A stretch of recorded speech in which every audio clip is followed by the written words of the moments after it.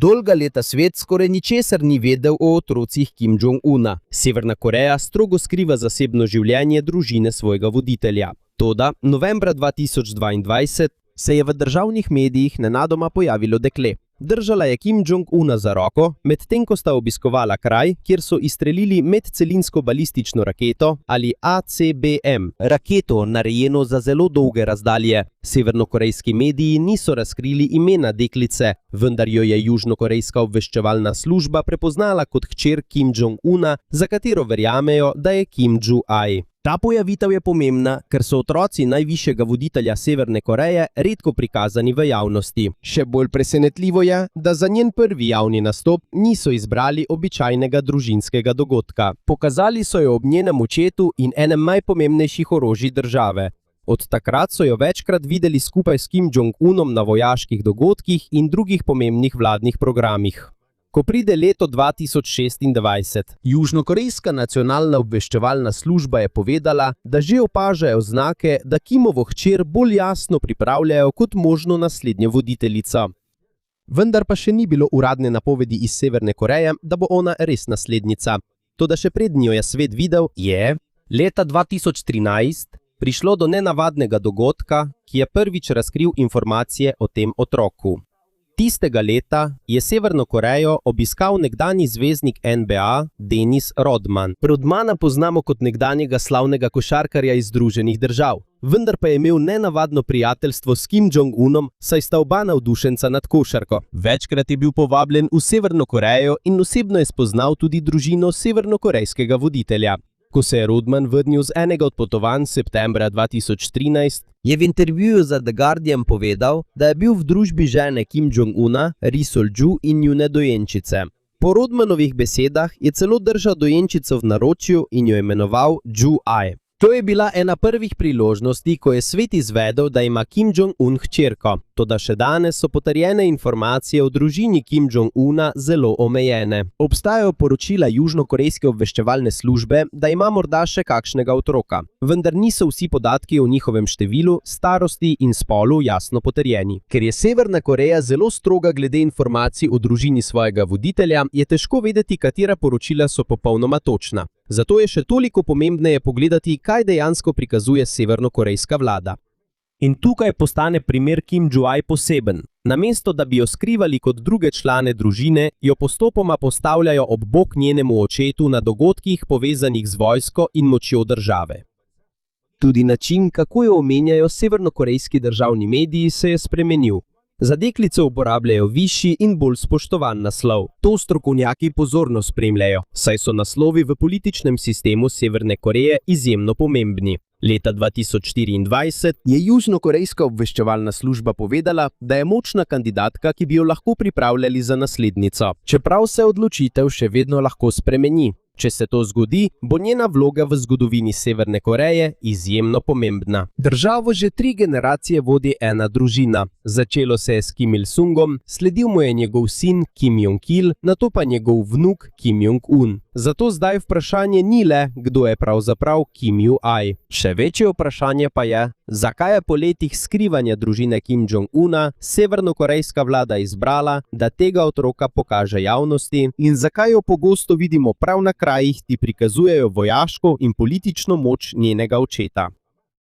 Medtem ko se Kim Ju-ai vse pogosteje pojavlja v javnosti, še vedno je težko izvedeti, kakšno je njeno običajno življenje.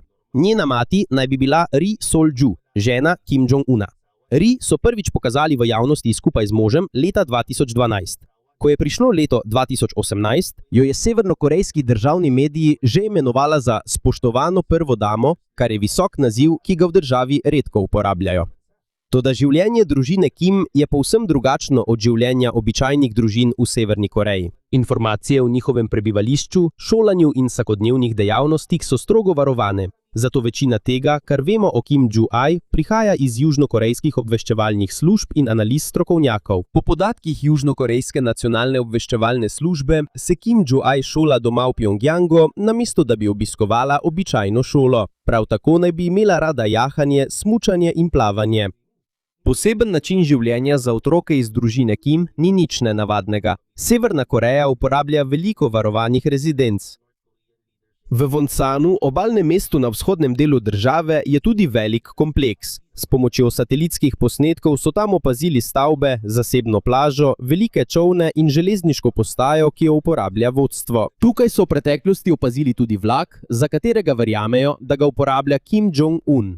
Wonsan ima tudi osebno povezavo z družino. Sem je Kim Jong-un nekoč pripeljal Denisa Rodmana, ki je pripovedoval o tem, kako so se skupaj z družino in gosti vozili s čolnom in se zabavali. Vendar ni treba poznati vsake podrobnosti razkošnega življenja Kim Jong-una, da bi razumeli, zakaj je pomembna. Bolj pomembno je spremljati, kako jo prikazuje vlada. V Severni Koreji člana vladajoče družine ne prikazujejo kar tako v državnih medijih. Previdno izbirajo njihove fotografije, naslove, kraje, ki jih obiščejo in ljudi, ki so z njimi. Zato, ko se Kim Jong-un večkrat pojavi ob svojem očetu, še posebej na pomembnih vojaških in državnih dogodkih, ima vsak njen nastop politični pomen. In ko Kim Jong-un odrašča, ta sprememba postaja vse bolj očitna. Ni več le otrok, ki stoji ob svojem očetu. Postopoma jo postavljajo na mesta, povezana z najvišjo oblastjo Severne Koreje. Ko je prišlo leto 2026, so se vprašanja o njeni prihodnosti še okrepila. Kim Jong-un je bila skupaj s Kim Jong-unom že na dogodkih na višji državni ravni, vključno z njenim prvim javnim obiskom v palači sonca Kumsusan, mavzoleju, kjer so pokopani nekdanji voditelji Kim Il-sung in Kim Jong-il. Za nekatere analitike takšen pojav pomeni veliko, saj neposredno povezuje Kim Jong-un z zgodovino vladajoče družine Kim. Kljub temu pa še vedno nima uradnega položaja, ki bi jasno nakazoval, da bo ona naslednja voditeljica. Zato pravo pomembno vprašanje ni, kako razkošno je njeno otroštvo. Kar je treba spremljati, je, zakaj severnokorejska vlada postopoma postavlja to dekle ob simbole vojske, države in vladajoče družine v državi, kajti v Severni Koreji so se tudi v preteklosti tako začele priprave voditeljev, preden so jih dokončno postavili na najvišji položaj. In da bi ugotovili, ali se to zdaj dogaja tudi pri Kim Jong-un, moramo pogledati, kako družina Kim prenaša oblast iz generacije v generacijo. In zdaj se vrnimo nazaj. Velika sprememba v javni vlogi Kim Jong-una se je začela novembra 2022.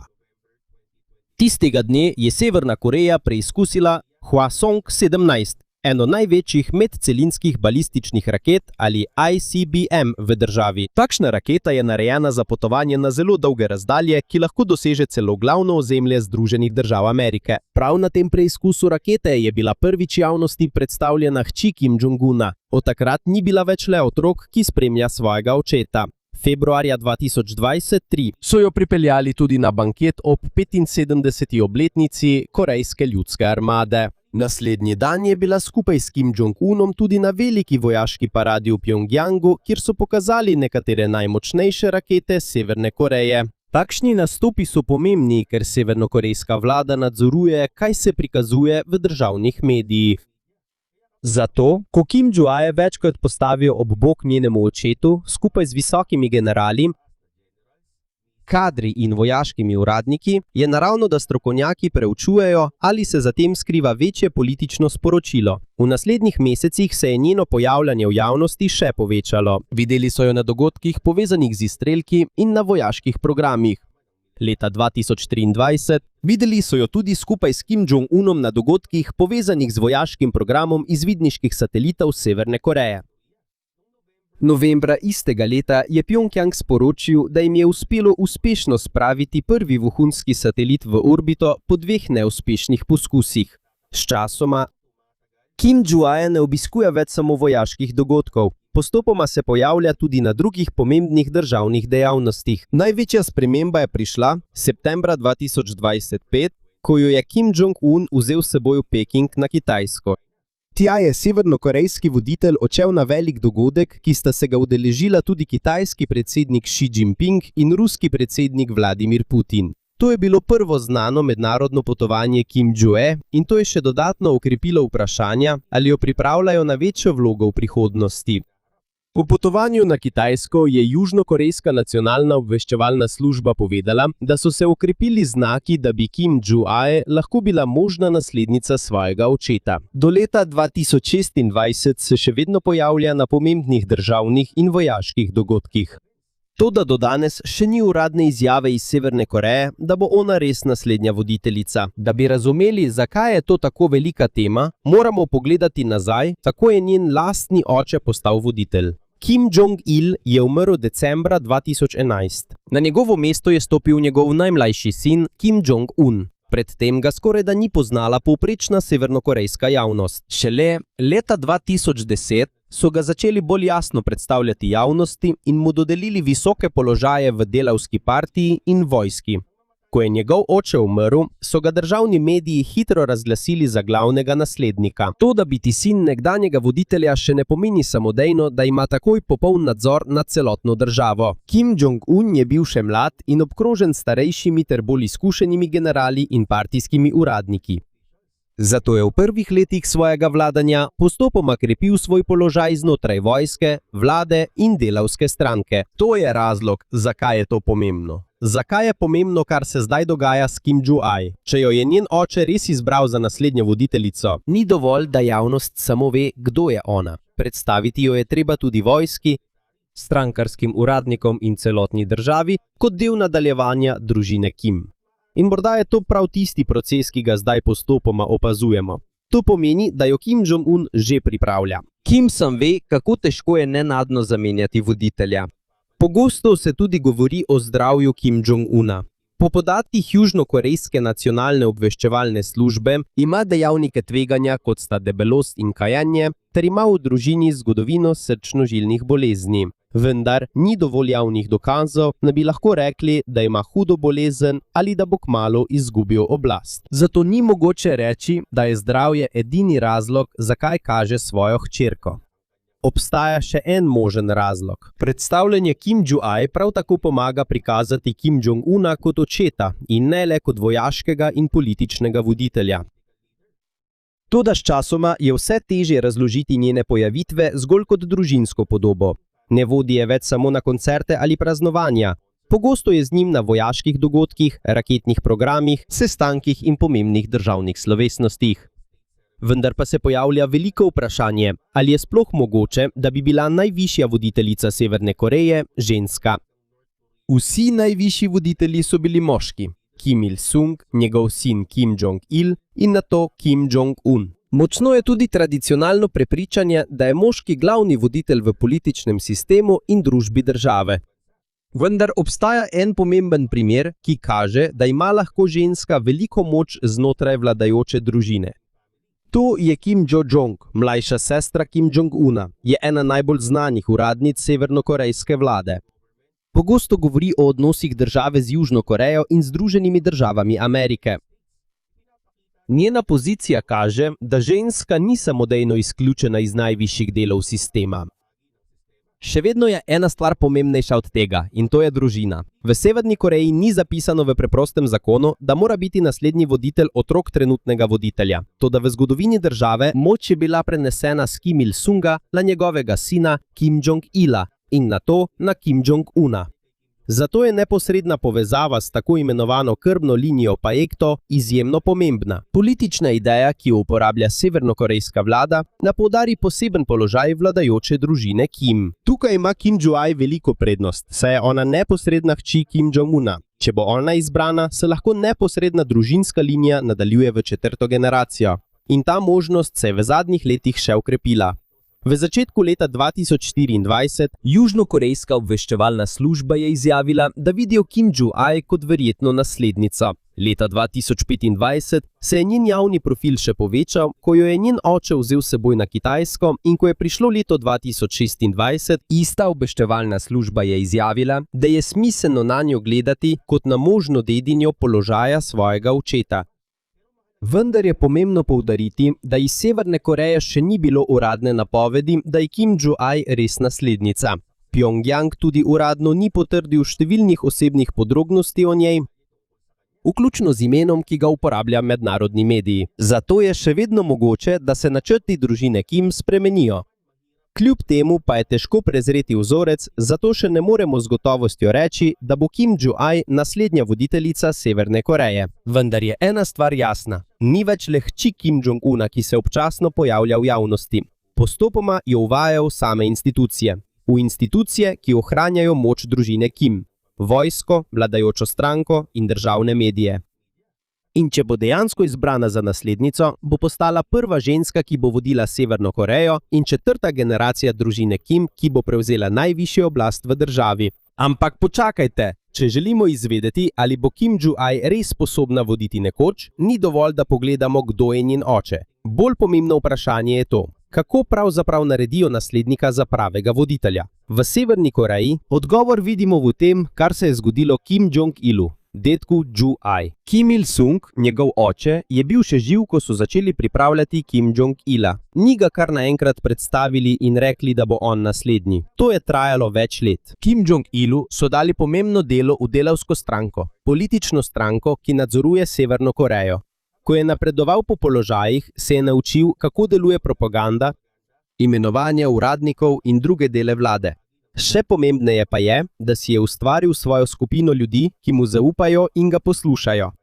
To je zelo pomembno. Kaj ti pomislite, čeprav ste otrok voditelja, ko vaš oče umre, če ni nobenega generala, strankarskega uradnika ali šefa varnosti, ki bi ti bil resnično lojalen, je tvoj položaj še vedno šibek. Zato priprava naslednika ni le stvar družinskega imena. Naslednik mora imeti tudi svojo avtoriteto. To pomeni, da mora priti čas, ko ga ne bodo več poznali samo kot otroka voditelja. Mora biti prepoznan kot oseba s svojim delom, svojo odgovornostjo in svojo močjo. Zato je v naslednjih letih nekaj stvari, na katere moramo bolj paziti pri Joo-ai. Prvič, ali mu bodo dali pravi položaj v delavski stranki. Drugič, ali bo imel svojo ekipo in uradnike, ki bodo neposredno delali zanj. Tretjič, ali mu bodo dovolili sodelovati pri sprejemanju pomembnih odločitev. In četrtič, ali bodo visoki uradniki začeli slediti njemu, tudi če njegov oče ni ob njem. Ko se to zgodi, je to že druga raven, ker to pomeni, da ne predstavljajo več samo prihodnjega voditelja. Postopoma že gradi svojo lastno bazo moči. Ampak obstaja še ena težava, ki je trije prejšnji voditelji družine Kim niso doživeli. Če bo Joo-ai naslednja, bo prva ženska, ki bo morala voditi sistem oblasti, ki ga že dolgo vodijo moški. Ni treba ponavljati, kako zelo prevladujejo moški v Severni Koreji. Bolj pomembno vprašanje zdaj je, kako bo pridobila resnično avtoriteto od ljudi, ki so starejši, bolj izkušeni in že desetletja delajo v sistemu. Na primer, predstavljate si starejšega generala, ki je star 50 ali celo 60 let in je skoraj vso svojo kariero preživel v vojski. Ko pride čas, bo morda moral ubogati žensko, ki je od njega mlajša za nekaj desetletij. Ni dovolj, da vlada samo reče, da je ona nova voditeljica. Ti ljudje morajo videti, da je podpora Joo-ai tudi najboljši način, da ohranijo svoj lasten položaj. Tako pogosto deluje politična zvestoba v takšnem sistemu. Če je napredovanje generala, ministra ali partijskega uradnika odvisno od novega voditelja, ima razlog, da mu je lojalen. Zato, ko se približuje nasledstvo, pomembno je spremljati, kdo je napredovan in kdo izginja z visokih položajev. Če bomo nekega dne videli, da je veliko uradnikov s povezavami z Joo-ai, ki hkrati napredujejo, je to morda znak, da si že ustvarja svojo ekipo. In tukaj bo vojska zelo pomembna. Ne zato, ker bi vojska sama vodila Severno Korejo. Močna sta tudi delavska stranka in varnostne agencije. Toda obstaja ena stvar, ki jo neposredno nadzoruje samo vojska, in to so ogromne oborožene sile države. Ko je situacija normalna, je jasno, kdo je najvišji vodja. Toda kaj, če Kim Jong-un nenadoma izgine?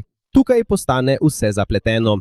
V drugih državah je postopek jasen. Na primer, obstaja podpredsednik, ki samodejno zamenja predsednika. V Severni Koreji ni tako preprosto. Ni jasnega javnega pravila, ki bi reklo, da ko najvišji vodja umre, samodejno ta oseba prevzame vso oblast. Zato, če bi se to zgodilo, ko je Joo-ai še mlad in nima dovolj izkušenj, bi lahko najprej vzpostavili začasno ureditev. Možno je, da bi skupina višjih uradnikov začasno vodila vsakodnevne državne zadeve, medtem ko bi varovali položaj izbranega naslednika. V to skupino bi lahko bili vključeni visoki uradniki delavske stranke, vojske in varnostnih organizacij. To ne pomeni, da so oni novi stalni voditelji. To je podobno temu. Obstaja mlad dedič zelo velike organizacije, vendar še ni pripravljen sprejemati vseh odločitev. Zato začasno starejši ljudje opravljajo veliko dela, medtem ko ga postopoma pripravljajo. Ampak v takšni ureditvi obstaja velika težava. Kaj pa, če začasni upravitelji postanejo preveč mogočni? Ko ima en uradnik nadzor nad vojsko, eden pa nadzoruje varnostne službe, drugi pa delavsko stranko. Vsak od njih lahko postane močan, ima svojo skupino podpornikov in tam se lahko začne pravi boj za oblast. To pa ne pomeni, da bo v Pjongjangu takoj izbruhnila vojna. V zaprtem političnem sistemu je lahko boj tih. To se lahko vidi v nenadni odstranitvi nekega generala, v napredovanju novega uradnika, v spremembi osebe, ki je odgovorna za varnost, ali v izginotju iz javnosti nekoga, ki je bil prej zelo vpliven. Najpomembnejše vprašanje bo, kdo ima nadzor nad novim voditeljem. Če je Hu Ai še mlad, kdo mu daje informacije? Kdo mu pove, komu lahko zaupa? Kdo pripravlja dokumente, ki jih bo podpisal, in kdo odloča, katere uradnike bo srečal? Videti so kot majhne stvari, a to je izjemno velika moč. Če nadzoruješ informacije, ki pridejo do voditelja, lahko vplivaš na njegove odločitve. Zato je najboljši položaj za družino Kim preprost, da Kim Jong-un ostane na oblasti dovolj dolgo, da lahko izuči in da lastno avtoriteto svojemu nasledniku. Daljša kot je priprava, več časa ima naslednik, da si ustvari lastno mrežo. Krajša kot je priprava, večja je verjetnost, da bo moral zanašati na druge ljudi. In obstaja še resnejši problem. Severna Koreja ima jedrsko orožje. Če voditelj nenadoma izgine, mora biti jasno, kdo ima avtoriteto pri najpomembnejših vojaških odločitvah. Ne sme biti zmede glede tega, kdo daje ukaze oboroženim silam. Zato je pri prehodu vodstva ni pomembno samo ime naslednika. Veriga poveljevanja mora ostati nedotaknjena. Veriga poveljevanja je preprosto zaporedje, kdo daje ukaze in kdo jim sledi. Na primer, najvišji vodja daje navodila najvišjemu vojaškemu vodstvu. Od tam naprej ukazi prehajajo navzdol do različnih poveljnikov. Ko je veriga poveljevanja jasna, vsak ve, komu mora slediti. Če je to zmedeno, je nevarno. To je eden največjih razlogov, zakaj je podpora višjih vojaških poveljnikov novemu vodji tako pomembna. Ni dovolj, da imaš nadzor samo nad vladnim uradom v Pjongjangu. Naslednik mora tudi zagotoviti, da so oborožene sile po vsej državi še vedno pod enim vodstvom. Če bo prehod uspešen in bo Hu Ai kot odrasla oseba postala voditeljica, jo čaka drugo vprašanje. Kakšno Severno Korejo bo vodila? Danes ne moremo vedeti, kakšno bo njeno osebno stališče, ko bo odrasla, saj je še mlada in nimamo dovolj informacij o njenih političnih idejah. Vemo pač, kakšno državo bi lahko podedovala. Prvič, lahko podeduje Severno Korejo z močnejšim jedrskim in raketnim programom kot v času svojih prednikov. Glede na trenutno smer države, vodstvo šteje jedrsko orožje za ključen del nacionalne varnosti. Leta 2026 je severnokorejsko vodstvo ponovno izjavilo, da ne namerava opustiti statusa jedrsko oborožene države. Zato, če bi Hu Ai postal voditelj, si je zelo težko predstavljati, da bi kar tako ukinil celoten jedrski program. To ni zgolj vojaško orožje za severnokorejsko vodstvo. To je tudi način, da prepričijo močnejšim državam, da bi poskušale zrušiti njihovo vlado. In to daje Pjongjangu tudi večjo moč pri pogajanjih z drugimi državami. Zato je lahko ena od prvih odgovornosti prihodnjega voditelja ohranjanje nadzora nad jedrskimi silami, ki jih bo podedoval. Drugič, lahko podeduje Severno Korejo, ki je bližje Rusiji. V zadnjih letih so se vojaški odnosi med Pjongjangom in Moskvo močno poglobili. Severna Koreja je poslala vojake in orožje, ki so pomagali Rusiji v njeni vojni proti Ukrajini. Hkrati pa se je varnostno sodelovanje med državama še razširilo. Če se bo to razmerje nadaljevalo še več let, bi lahko Rusija postala eden najpomembnejših partnerjev, ki jih bo podedoval naslednji voditelj Severne Koreje.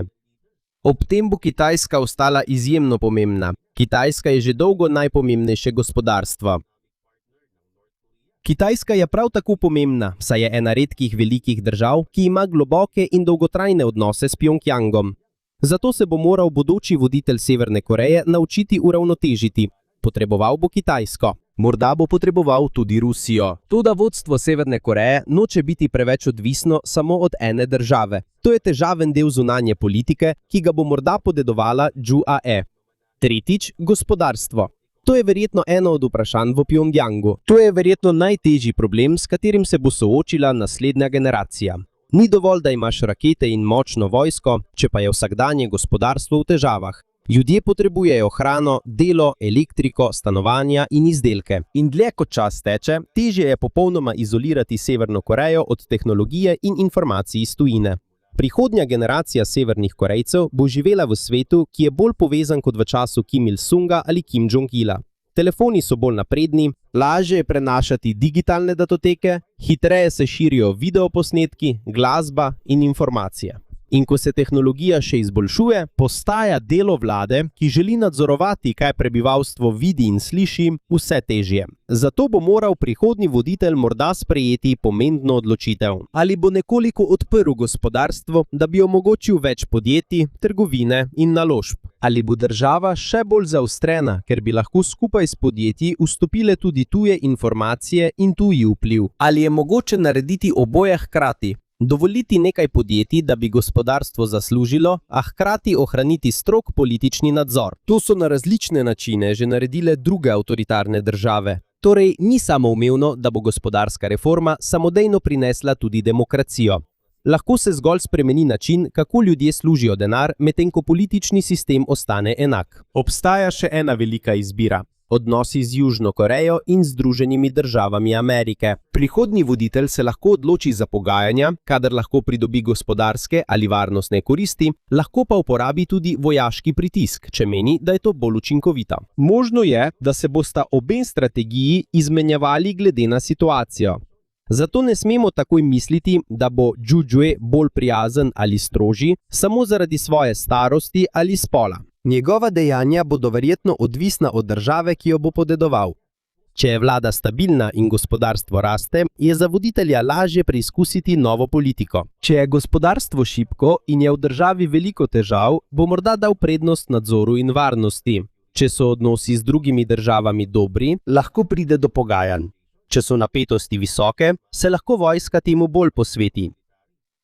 Zato, ko pride dan, ko je Ju-ae na najvišjem položaju, pravi, preizkus zanjo ne bo, ali lahko stoji pred generali ali drži govor.